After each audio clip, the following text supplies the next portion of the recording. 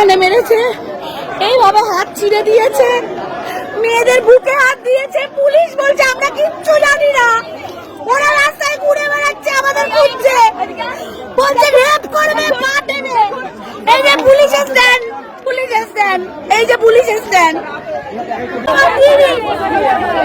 কাউন্সিলরের বউ, পৌরপ্রধান আমাদের 85 এর উপর মারধর করেছে, আমার চুলের মুঠি ধরেছে, আমাকে এখানে ঘুষি মেরেছে।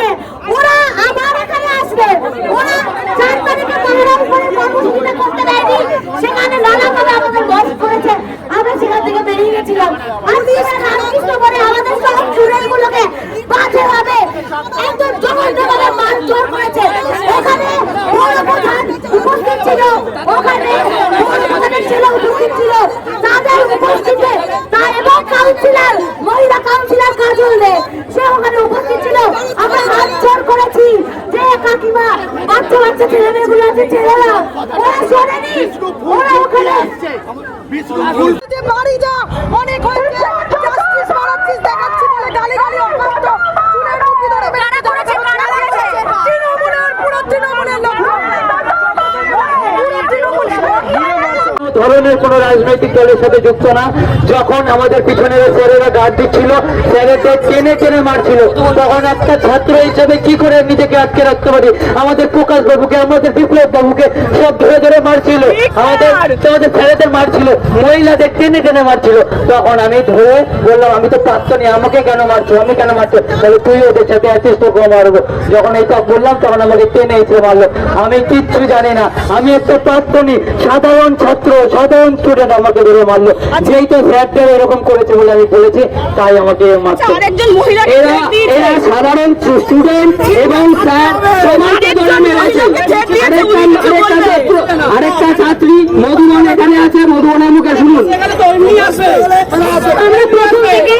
আমরা প্রথম থেকে একটি শান্তিপূর্ণ মিছিল করছিলাম, আমরা ওদেরকে কোন রকম কোন রাজনৈতিক সময় দিইনি। কাউন্সিলরের বউ, পৌরপ্রধান আমাদের 85 এর উপর মারধর করেছে, আমার চুলের মুঠি ধরেছে, আমাকে এখানে ঘুষি মেরেছে। ওরা আবার এখানে আসবে, ওরা 4 তারিখে পাহাড়ের উপরে কর্মসূচিটা করতে দেয়নি, সেখানে নানাভাবে আমাদের লস করেছে, আমরা সেখান থেকে বেরিয়ে গেছিলাম। আজ ওরা রামকৃষ্ণ বলে আমাদের সব চুড়েলগুলোকে বাজেভাবে একদম জঘন্যভাবে মারধর করেছে।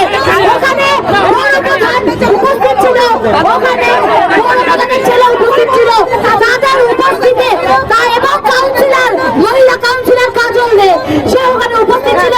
আমরা হাত জোর করেছি যে কাকিমা বাচ্চা বাচ্চা ছেলে মেয়েগুলো আছে ছেড়ে দাও, ওরা শোনেনি, ওরা ওখানে